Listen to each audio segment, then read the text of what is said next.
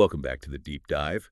Today, we're heading to Sri Lanka to tackle Sigiriya, Sinhagiri they call it, the Lion Rock. Yeah, it's this absolutely massive granite outcrop, like almost 200 meters high, just shooting up near Dambulla. People toss around the term eighth wonder of the world, and, looking at it, you kind of get why. But it's so much more than just a big rock, isn't it? Oh, absolutely. It's this incredible mix of, well, dramatic history, stunning art, really ingenious engineering, and just deep cultural significance. Plus, the geology itself is pretty spectacular. Okay, so let's unpack that. What makes it so special? Where do we even start? Maybe with the history. It wasn't always a palace, right? No, not at all. Yeah. There's evidence of like Mesolithic human activity going way back, maybe 5,000 years. And definitely Buddhist monks were there from around the 3rd century BCE. Ah, right. So religious significance first. I think I read about the Cobra Hood Cave, an inscription there. Exactly. Dates back to the 2nd century BCE. So you've got this layering of uses even before the main story kicks in. Which brings us to King Kasyapa, late 5th century CE. And this is where things get pretty intense. Yeah, talk about family drama, Kasyapa, basically. Yeah. Well, he killed his father, King Datyasena. Patricide. Wow. Why? It seems it was driven by resentment, maybe fear. His half-brother, Moggallana, was the rightful heir, and Kasyapa, being the son of a non-royal consort, likely felt threatened. So he takes the throne by force and then decides to move the capital away from Anuradhapura. Exactly. A strategic move. He needed somewhere impregnable, somewhere dramatic. And Sigiriya, about 100 kilometers away, was perfect. Building this new capital took, what, around 7 years? 7 years. That's quick for what he built. And he moved the monks, too, right? To Pittarangala nearby. He needed the whole rock. And the complex wasn't just a palace. Think fortress. Ramparts, moats. Some people even suggest crocodiles in the moats. Crocodiles. Okay, that's next level security. Yeah. And the palace on top. Potentially 7 stories high. It's hard to even picture. It must have been an incredible statement of power. But his reign was actually quite short. Right, Moggallana wasn't just going to let it go. No, he eventually returned with an army, there was a battle, and Kasyapa died. Some accounts say suicide, others say in battle. And after that, Sigiriya. It was largely abandoned as a royal site. It reverted back to being a Buddhist monastery for centuries, maybe until the 13th or 14th century. There's some suggestion it might have been used as a Kandyan military outpost much later, but then it kind of faded from prominence. Until the British rediscovered it in the 19th century. Major Jonathan Forbes, was it? In the 1830s? Yeah, he brought it back to Western attention. Then you had H.C.P. Bell doing systematic archaeology in the 1890s, and much later, the Big Cultural Triangle project from 1982, the same year it became a UNESCO site. Quite a trajectory. Power, abandonment, rediscovery. And the art survived through all that. The frescoes. Amazingly, yes. High up on the western face in this sheltered sort of pocket, you have to take these spiral stairs to see them. And originally, it was a massive gallery, wasn't it? Like maybe over 500 figures. Potentially huge, maybe 140 meters long, 40 high. Now only about 21 or 22 figures remain, but they're stunning. These famous Sigiriya ladies. So much debate about who they actually are. Royal court ladies, celestial nymphs, and Saras. Or even symbolic representations, maybe clouds and lightning. We don't know for sure, but they're depicted as, quite voluptuous women, lots of jewelry, intricate hairstyles, sheer robes, often holding flowers. They're considered the most significant secular art from ancient Sri Lanka, right? Absolutely. The style is so fluid, so detailed, the colors still vibrant. People compare them to Ajanta in India, but they have their own distinct character.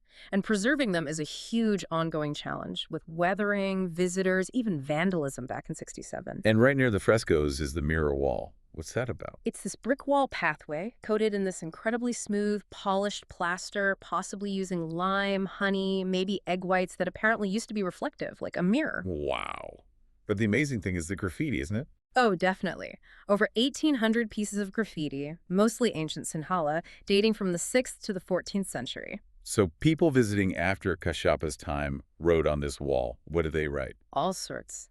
Poems expressing awe at the site, admiration for the frescoes, sometimes love poems, commentary, Buddhist thoughts, even just names and notes. It tells us Sigiriya became a major destination, like a tourist or pilgrimage spot during its monastic phase.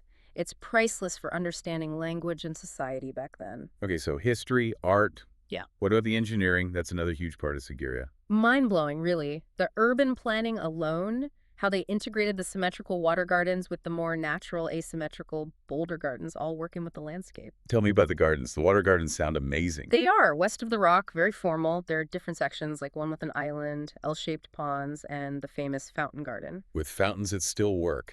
Gravity, fed by the large Sigiriya tank reservoir through underground terracotta pipes. It's a sophisticated hydraulic system. These gardens were for beauty, cooling, maybe some agriculture, and definitely displaying Kasyapa's mastery over nature. And then the boulder gardens are different. Totally. More organic, using the natural boulders on the slopes, building pavilions on them. It incorporates older monastic shelters too, and the terraced gardens bridge the gap up to the rock itself. And leading up the rock, the Lion Gate. Ah, yes, halfway up the north side. Originally, a monumental lion built from brick and plaster. You would have walked right through its paws and into its mouth to ascend further. Incredible imagery. Sigiriya Lion Rock. Makes sense. Only the giant paws are left now, though. Just the paws, but they are massive and give you a sense of the scale. It was clearly meant to impress, maybe even intimidate. And finally, the summit. What was up there?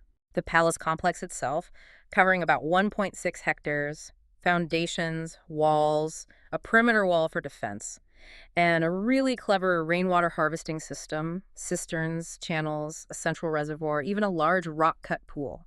It was like a self-sufficient citadel in the sky. All of this built on this specific type of rock, right? Yeah. The geology is key. It's an inselberg, basically a hardened plug of volcanic rock syenite left standing after millions of years as the softer surrounding rock eroded. Super hard, durable stuff. Perfect for building on, perfect for defense, and providing those smooth surfaces for the frescoes. So without that specific geology, no Sigiriya. Pretty much. The rock itself made it all possible. So climbing it today, Uh-huh. you walk through the gardens, past the mirror wall, see the frescoes, go up through the lion paws. It's quite a journey, about 1,200 steps. Roughly, yeah. Takes a couple of hours, maybe more. But it's designed to unfold gradually, showing you all these different aspects. And the reward at the top. The views, 360 degrees, right? Absolutely stunning. You see the gardens laid out below, the jungle stretching out, reservoirs, mountains in the distance. You immediately understand the strategic advantage and the sheer statement of power. It really is an extraordinary place. A UNESCO site recognized for multiple reasons. Exactly. For its interchange of human values in architecture and art, as a unique testimony to a lost civilization, and as an outstanding example of architecture and landscape design illustrating a significant stage in human history. When you put it alongside other great world sites, maybe Machu Picchu or Masada, or even Ajanta Sigiriya's combination seems unique. The fortress, the palace, the art, the engineering, all fused onto this dramatic natural monolith. It's that convergence, definitely. The sheer audacity of it, Kasyapa's ambition, the artistry, the engineering prowess, it all comes together in one place. Makes you think, doesn't it, about the kind of vision, the kind of power needed to create something like that, and how that relationship between human ambition, art, and the natural world still resonates.